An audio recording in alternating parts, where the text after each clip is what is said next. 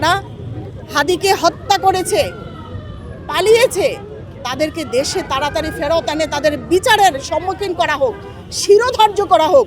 Not কোনো আদালতের বিচার, কোনো আদালতিক বিচার চাই না, তাকে যেন প্রকাশ্য দিবালোকে সৌদি আরবের মতো শিরোধার্য হয়, জনতার সামনে যেন বিচার করা হয়।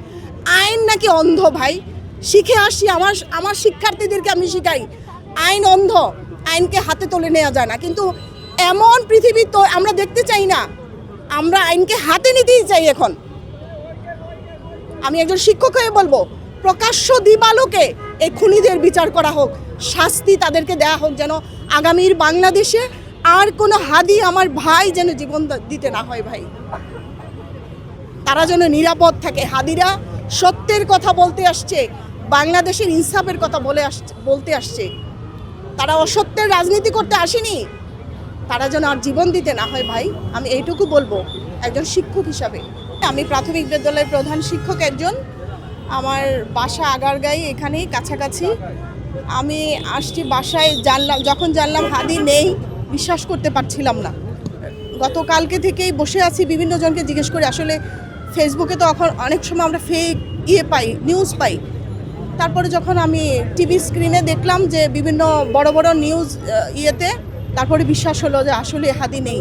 তখন থেকে মনটা আর ধরে রাখতে পারলাম না। ভাই, আমি কুমিল্লা যাইনি, রয়ে গেলাম যে হাদিকে নিয়ে আসবে, ঢাকায় নামবে, হাদিকে একটু দেখবো। আর যখন শুনলাম হৃদরোগে আনবে একটু আগে, তখন আমি বাসা থেকে আমি দৌড়ে ছুটে আসলাম যে আমার জামাই আছে এখানে, হৃদরোগের ইনস্টিটিউটের বড় doctor, specialist, heart specialist Mamun আছে এখানে।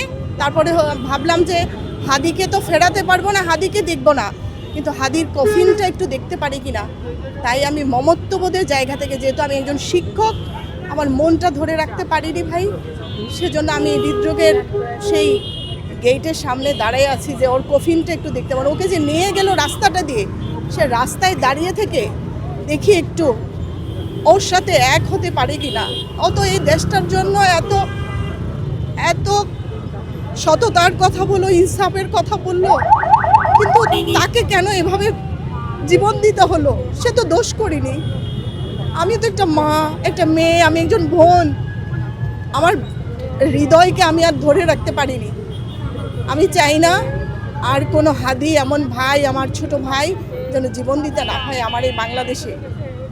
তাকে যে হত্যা করেছে, হত্যার সাথে যারা জড়িত, যারা হুকুম দিয়েছে, তাদেরকে আমরা খুব তাড়াতাড়ি 2 দিনের মধ্যে আমরা তাদেরকে আটক, অ্যারেস্ট দেখতে চাই, তাদের ফাঁসি চাই, তাদের বিচারের আওতায় যেন তাদেরকে আনা হয়। আর কোনো হাদি আমার ভাই যেন এভাবে জীবন দিতে না হয়। কিছুদিন আগে দিয়েছে 5ই আগস্ট, তো আমরা দেখেছি জুলাই গণহত্যা, নতুন বাংলাদেশ তৈরি হয়েছে। সেখান থেকে আমরা শিখতে পারলাম না? এই রাষ্ট্র, এই বাংলাদেশ, কিছুই আমরা শিখলাম না। প্রতিদিনই কি আমাদেরকে জীবন দিতে হবে? হাদিরা চলে যাবে এভাবে? আমাদের দায়িত্ব কোথায়? আমরা কেমন করে আর ঘরে বসে থাকবো? আজ ভুলে গেছি আমি নারী। আজ আমাকে নারীর বাঁধনে, দেয়ালে আমাকে বেঁধে রাখতে পারেনি। আমি চলে আসছি, ছুটে আসছি এখানে।